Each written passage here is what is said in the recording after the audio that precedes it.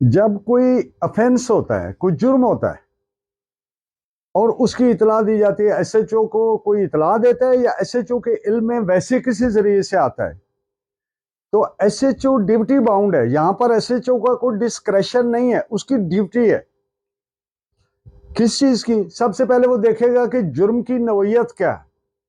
अगर तो वो जुर्म कग्निजेबल ऑफेंस है, यानी काबिल दस्तंदाजी पुलिस है, यानी बाहर वो जुर्म जो पुलिस ऑफिसर बगैर अदालत के वारंट के जिसपे कॉग्निजेंस ले सकता है, प्रोसीड कर सकता है, वो कग्निजेबल ऑफेंस होता है। तो फिर वो उसको इनकॉर्पोरेट करेगा, अंदराज करेगा अपनी रेलेवेंट बुक में सेक्शन 154 सीआरपीसी के तहत सादा जुबान में एफआईआर दर्ज करेगा। और अगर जुर्म की नौयत नॉन कग्निजेबल नाकाबिल दस्तंदाजी पुलिस की है, तो फिर वो सेक्शन 155 सीआरपीसी के तहत उसका अंदराज करेगा और आगे फिर फर्दर प्रोसीड करेगा और कंसर्न एरिया मैजिस्ट्रेट से परमिशन लेगा और फिर उस पर इन अकॉर्डेंस विद लॉ एफआईआर देगा और प्रोसीड करेगा और इन्वेस्टिगेशन होगी। ये एक प्रोसीजर है। इसमें दोनों सूरतों में, चाहे कग्निजेबल है चाहे नॉन कग्निजेबल है, एसएचओ का कोई डिस्क्रेशन नहीं है। एक बात, सेक्शन 154 में अगर आप गौर करें, 9 मरतबा वर्ड शेल यूज हुआ है और कानून से वाबस्ता लोग जानते हैं, वकला हजरात जानते हैं कि जहां पे वर्ड शेल आता है वहां पे लाजमी होता है करना, वहां पे कोई उसका सवाबदीदी यानी डिस्क्रेशनरी इख्तियार नहीं होता। अब अगर पुलिस ने, if the police officer fails in performance of his duty, तो फिर जस्टिस ऑफ पीस के जो सेक्शन है 22A सब क्लास 6, तो उसमें दरखास्त दी जाती है जस्टिस ऑफ पीस को,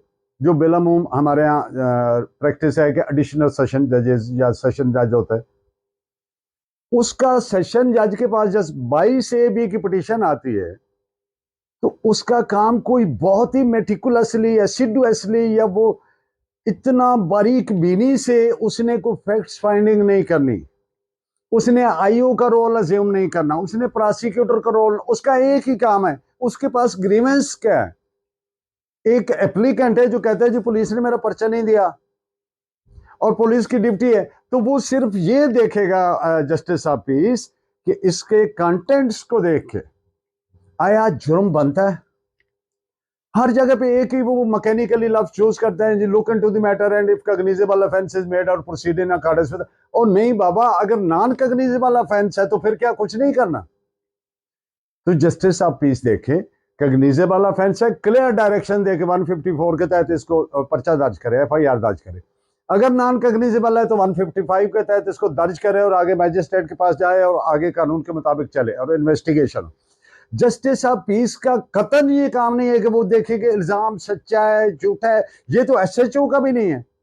क्यों? Basic principle, investigation always commences after the registration of FIR. Prior to registration of FIR, there is no concept of investigating the falsity or otherwise of the allegation.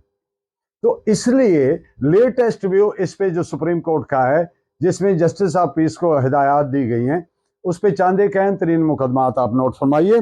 2024 SCMR 1123, PLD 2007 supreme court 539, PLD 2 2018 supreme court 595, 2010 bracket 12 SCC 254 और PLD 1967 supreme court page 317। Thank you very much.